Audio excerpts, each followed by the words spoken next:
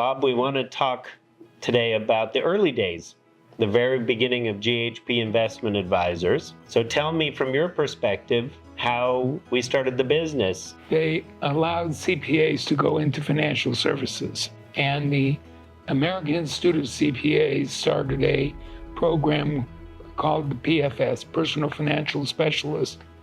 And I was the managing partner of the accounting firm at the time. And I suggested to Steve that this might be a great career path for him. So Steve took the coursework, and he was probably in one of the first groups of PFS in the country. And after he finished, he came back and said, Bob, you ought to do it too. We decided that we would see what we could do with investment advice, because we were sending our clients to retail brokers around town. We decided we needed some real expertise in the company before we got into too much trouble. Hence, I met your father, who was a very dear friend of mine, and he called me one day and he said, Brian is doing financial services type work in California, and you had read about CPAs going into financial services, and you were somewhat really up on it. My boss in San Diego one day, he threw a magazine on my desk, and there was an article about CPAs getting involved in asset management. And in the article was a photo of Steve Levy. Beneath the photo was the caption that said, Steve Levy, partner at Gelfand Hochstad Pangburn. And I realized, I had an epiphany that Hochstad must be you. So I called my dad immediately and I said, Dad, Bob Hochstad is a CPA. Will you please reconnect me to Bob Hochstad?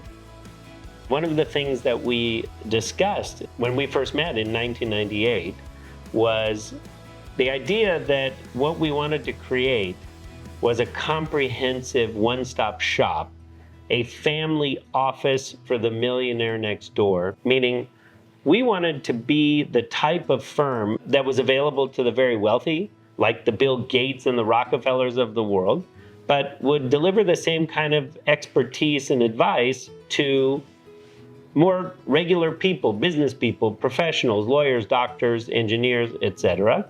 And that was your client base in your CPA firm at the time.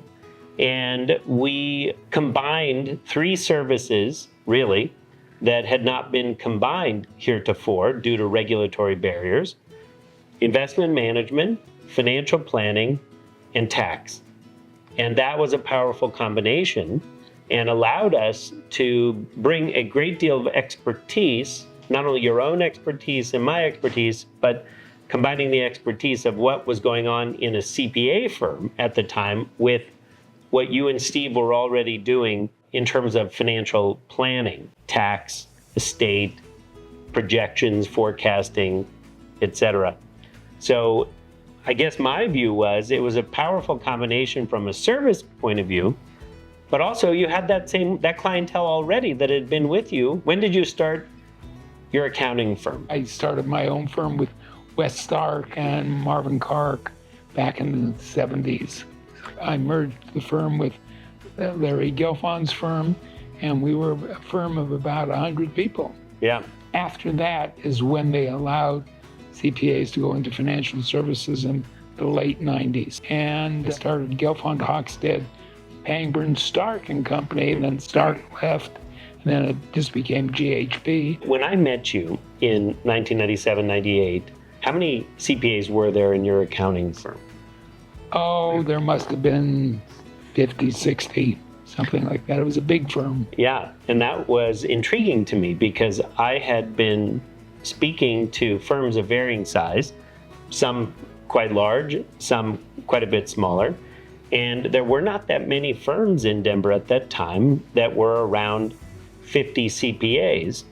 And as a result, that was very attractive to me because it brought a lot of varied expertise to the table, most particularly you and Steve, but also some of your other partners, which allowed us to deliver a very high degree of financial advice for a large number of varied situations, despite the fact that we were just starting as a very tiny wealth management firm at the time. So we were able to really combine your expertise, Steve's expertise, the expertise of many of the partners and other CPAs at the accounting firm, which launched us on a trajectory of very high level advice and very high touch service that we were able to execute even from the day one, before we had a large staff of our own. Now we do have a large staff of our own, but even before we had that large staff, we were able to do many, many things because of what you had built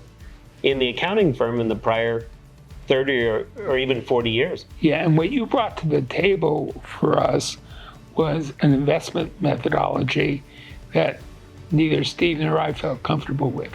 We did not feel comfortable that we were able to make the appropriate investment decisions because we had no experience in that area. And that's what you brought to the table. And then you brought the whole organization to the table. I also remember in the very early days, if you recall, when we first met, the internet bubble was in full swing. Yeah. And you had already launched GHP, but when I came and we repackaged it and really launched it on the trajectory that it's on now, the dot-com bubble was not quite at its peak, but it was getting pretty scary from my more conservative vantage point and your more conservative vantage point. We brought that more pragmatic approach to investing, that more quantitative approach to investing, so that we avoided investing in any of the dot-com mania. And the reason I bring that up is when I joined the firm in early 1999, we were already taking a very cautious approach towards investing clients' money. And I was scared of those mutual funds because when we looked under the hood and saw that in fact they did own, to a very large extent, the dot-com boom, one of the first things that I did when I joined the firm is get rid of all that stuff, which put us at a significant disadvantage in 1999 and early 2000. And then as you started to convert a few of your pioneer clients from accounting to GHP investment advisors, not only did we not invest them in the dot-com bubble, if you recall, we also took their money and invested it extremely slowly. So that by the time we got to the year 2000 and the dot-com bubble turned into the dot-com crash, we were mostly in cash. Not because we're trying to time the market and guess when it's going. It's just that at that moment in time, the valuations were so absurd and we were so cautious relative to those valuations. It left us in a position that our portfolios were only slowly getting invested in the market, and even then, not in any of the technology mania. There was something very important about the way we did business back then and now, which is we don't charge fees for cash. So for the first 4 years that we were in business, Okay. we were mostly cash, and our revenues were very, very low. So even though we were growing and you were successfully referring clients and we were bringing in new clients and we were gaining a lot of credibility because of the services we offered, because of who you were, because of who Steve was, your background. Also, we were gaining credibility because we didn't buy into the mania at the time. What really helped me was having you and the accounting firm as a partner, because we weren't earning any money in those years, or very little. Whatever money we earned at that time, you were willing to let me pay my mortgage and make sure that I could put food on the table until 2002. And finally, we began to get fully invested, our revenues began to increase, and we launched ourselves on the trajectory that we've been on. Over the years, you've trained all the people in this firm to consider the client first, always. The analogy we use when we talk about how we're investing money for people is, imagine a 3-lane highway. There's a fast lane like we're back in the day when we first met, the dot-com bubble, the housing bubble, the post-pandemic bubble. There's always a fast lane. Then there's a slow lane. We drive in the middle lane. We don't want to be so conservative that we don't earn appropriate returns, but we don't want to take so much risk that we put our clients in danger. We try to steer in the middle. And what's interesting is, just apropos what you just said, that investment philosophy, you are correct, I brought to the table, and we have followed that from day one, and we've never wavered. Similarly, you and Steve, but particularly you, had already developed an approach and a methodology towards financial planning that you had implemented with your clients in the years prior to the two of us coming together. And that methodology and that philosophy towards financial planning is exactly the same today. That if we look at your proteges, Karen Wagner, Mike Sullivan, and now what we like to call around here Generation C, your Generation A, their Generation B, we now have Generation C and D in the firm, and Generation C and D still follow the exact same approach to financial planning, that comprehensive review of investments, tax, income tax, estate tax, reviewing their risk management, education, and putting together well-organized financial statements, income statements, balance sheets, and forecast models of those financial statements. That package is what you did when I first met you, and generations B, C, and D still do until this very day. It's still the Bob Hochstad method. In fact, we still have reports around here that you may not realize that we call the Hochstad reports. You initiated them. They're still named after you. Some of our Generation D may not even know you, but they still know what the Hochstad report is.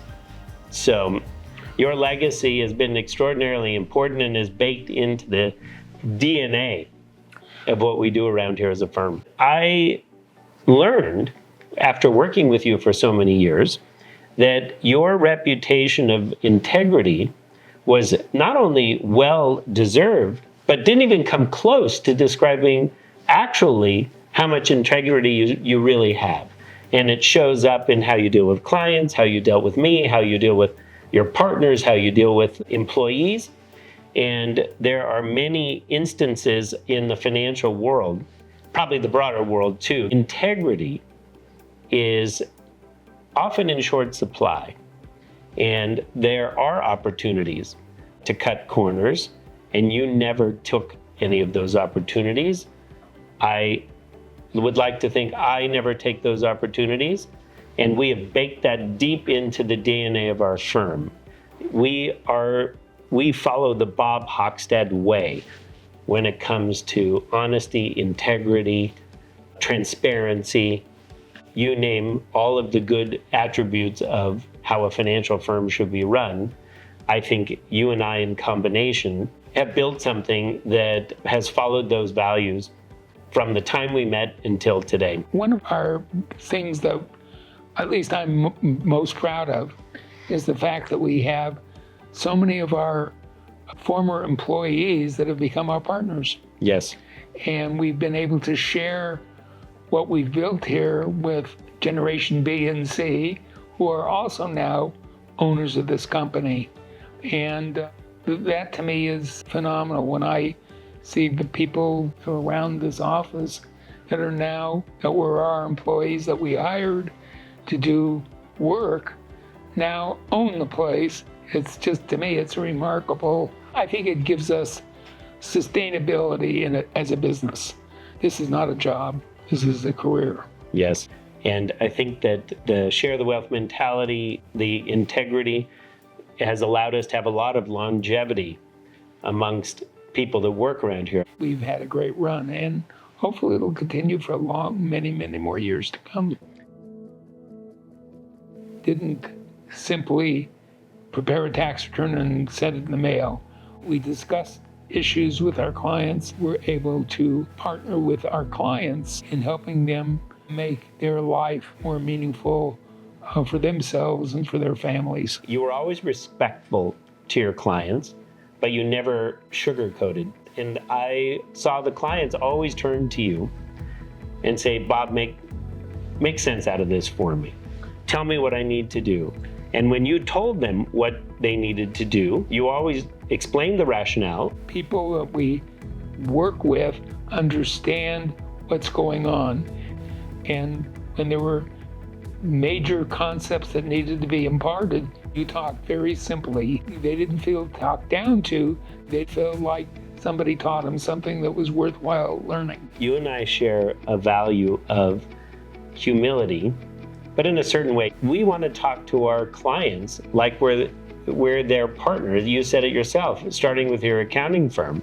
We're partnered with the client in helping them achieve their goals, make decisions, and that's a value that I don't think I fully recognized it or would have been able to articulate it had I not seen you in action doing it. If you break the soft, touchy-feely stuff into highly quantified approaches and can translate between the two, you've always been able to translate between those two. I've always been able to translate. Steve Levy was able to do the same. And now we've got our entire team executing and thinking along the exact same lines. We're numbers people with emotions and values. That's the key.